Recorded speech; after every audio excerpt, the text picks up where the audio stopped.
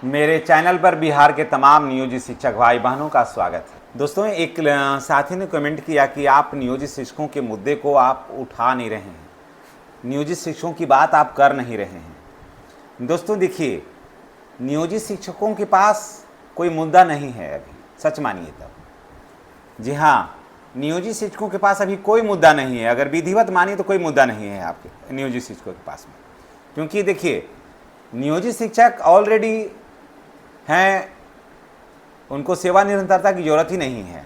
वो ऑलरेडी 20 वर्ष से काम कर रहे हैं लगातार, उनकी सेवा में टूट नहीं है, समझ गए। वो कोई परीक्षा नहीं दिए हैं, उनको किसी तरह का नुकसान नहीं है, समझ गए। तो सेवा निरंतरता की तो कोई बात पर कैसे चर्चा, क्यों चर्चा किया जाए इस पर। यहाँ पर तो कोई चर्चा करने की जरूरत नहीं है। नियोजित शिक्षक बिल्कुल सेवा निरंतरता के मामले में बिल्कुल सेफ हैं। आगे बढ़ते हैं तो यही बात वहाँ क्या हो रहा है, मांगा जा रहा है विशिष्ट शिक्षकों का, कारण कि वो भी जो शिक्षक हैं, हमारे छोटे भाई भी बहुत सारे उसमें गए हैं। वो कह रहे थे कि सर हमारा मुद्दा को आप उठाते रहिए।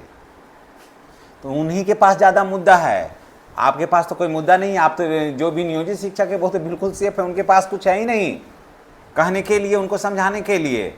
वो सब समझ के बैठे हुए हैं। तो वहाँ पर सेवा निरंतरता चल रहा है, सेवा निरंतरता आपको ऑलरेडी मिल रहा है।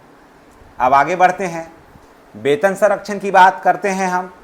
तो वेतन संरक्षण की बात जब हम करते हैं तो आप सोच लीजिए कि आपको ऑलरेडी मिल रहा है 50,000 रुपया, वहाँ मिल रहा है 35,000 रुपया। वेतन संरक्षण की बात वहाँ हो रही है क्योंकि उनको कम हो गया। वहाँ पर मांग हो रही है कि जो हमें पूर्व में नियोजित शिक्षक पद पर रहते हुए जो पैसा हमें मिलना चाहिए, जो मिल रहा था, वो तो हमको दीजिए, तब ना हम आगे का काम करें या फिर परिवार चलाएं। हम परीक्षा दिए तो हमारा पेमेंट क्यों कम गया। तो वेतन संरक्षण की बात नियोजित शिक्षक क्यों करेंगे। नियोजित शिक्षकों को तो वेतन संरक्षण के से क्या मतलब है। नियोजित शिक्षक तो ऑलरेडी 50,000 पेमेंट पा रहे हैं, तो किसका हो। तो इसलिए वेतन संरक्षण की बात नियोजित शिक्षक को करना नहीं है, ये करना है किसको, विशिष्ट शिक्षकों को। इनका मांग रखना भी जायज़ है। देखिए, आप तो धरना प्रदर्शन का युग नहीं रहा। सोशल मीडिया पर जब बात उठेगी, टेक्निकल सेल में सभी पार्टी के लोग बैठे रहते हैं, वहाँ से इस बात को उठाते हैं और उस पर फिर मंथन होता है कि कौन सी बातें सोशल मीडिया पे ज़्यादा चल रही है। तो वहाँ पर वेतन संरक्षण की बात हो रही है। तो सेवा निरंतरता दो और वेतन संरक्षण, दो बात मैंने कह दिया जो कि नियोजित शिक्षकों को नहीं चाहिए, है ना, ऑलरेडी मिल रहा है।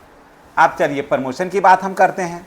नियोजित शिक्षकों को 3 महीना के अंदर स्नातक ग्रेड में प्रोन्नति, कालवत प्रोन्नति, सारा कुछ मिल रहा है। उसके लिए आवेदन भी मांगे जा रहे हैं। बहुत सारे लोगों ने जमा भी किया है डॉक्यूमेंट्स, फोटोकॉपी, सर्विस बुक का फोटोकॉपी है, नियोजन पत्र का फोटोकॉपी है, उसके बाद ग्रेजुएशन किए हैं उसका फोटोकॉपी है। ये सारा कुछ मांगा जा रहा है। जो दक्षता पास किए हैं उसका फोटोकॉपी सब लगा करके मांगा जा रहा है।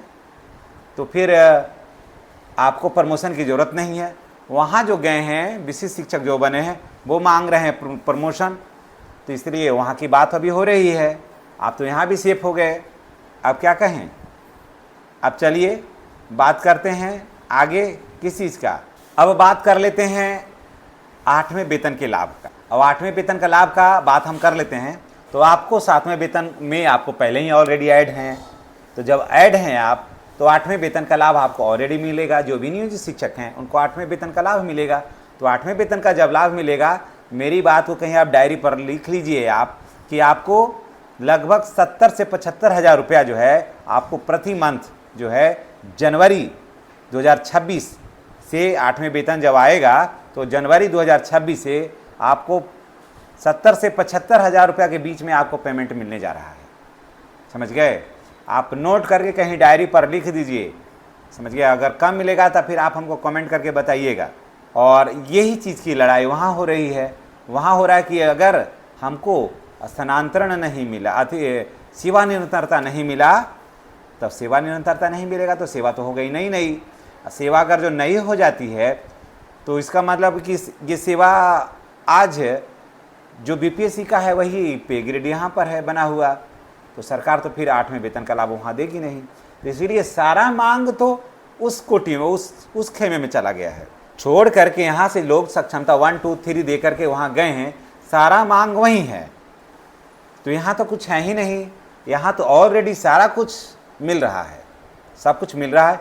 और नियोजित शिक्षक को न ट्रांसफ़र का डर है, न वेतन संरक्षण की ज़रूरत है ना। सीनियर और जूनियर, ये देखिए कमेटी अब गठन करेगा कि किसी वो सीनियर मानता है, किसी भी जूनियर मानता है। अब आप सीनियर और जूनियर में क्यों उलझिएगा, आप नहीं उलझिए। मैं नियोजित शिक्षक सभी को मैं यही रिक्वेस्ट करूँगा कि आप सीनियर जूनियर में नहीं उलझिए। ऑलरेडी प्रधानाध्यापक विद्यालय में आया हुआ है, रोज़ दिन आप देखिए ना, जो आपके यहाँ प्रधानाध्यापक गए हैं, रोज़ दिन उनको बंद होने का आज लगभग 2 बार एब्सेंटी गया है। एक दिन 28 दिन का, ये मान के चलिए 1.5 पौने 2 महीना हुआ है उन लोगों का।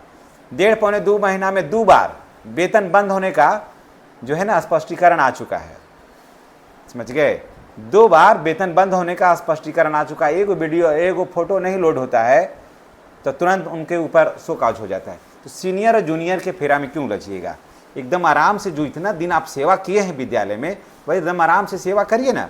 बाकी को माठा कुटाने के लिए तो लोग तो ऐसे किए हैं, जो सीनियर हैं, जो जूनियर हैं, जो बनना है, विशिष्ट बनेंगे सीनियर, कि बीपीएससी वाले बनेंगे सीनियर, कि TRE1 में जाएंगे, कि TR2, क्या होगा वो समझें। आप जहाँ हैं वहीं पर आप रहिए, आपको इन टेंशन लेने की जरूरत नहीं है। हाँ, जो बच्चे, आपको करना क्या है, नियोजित शिक्षक को करना क्या है, एक हम भाई होने के नाते हम एक सलाह अवश्य देंगे कि जो बच्चे आए हैं बीपीएससी के माध्यम से, TRE1, TRE2, TRE3, जो बच्चे आए हैं, बच्चे ही कहिए, है ना, उनको सपोर्ट करिए, उनको सपोर्ट करिए। वो दूर से आए हैं, वो आपके पास आए हैं, आपके घर के पास आए, उनको सहयोग करिए, भरपूर सहयोग करिए, जितना बनता है उतना सहयोग करिए उन बच्चों को, क्योंकि ये आने वाले कल हैं हमारे विद्यालय के। इनको सपोर्ट करिए और इनका हौसलों को बढ़ाइए, कारण कि ये नए हैं, सब कुछ सिखाइए। जो आपके पास जितना आपकी जानकारी है, जितना आपको जानते हैं, जो आपका अनुभव है, उसे शेयर करिए। लड़कियां भी जा रही हैं आपके विद्यालयों में, कम कम उम्र की लड़कियां, जो महिलाएं हैं या जो पुरुष हैं, जो शिक्षक हैं हमारे, इन लड़कियों को पूरा सुविधा दीजिए, पूरा सम्मान दीजिए।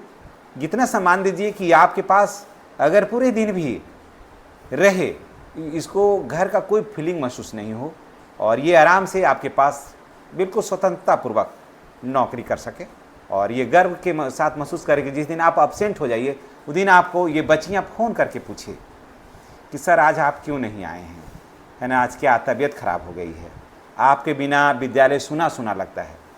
ये ऐसा माहौल बनाइए वहाँ, समझ गए।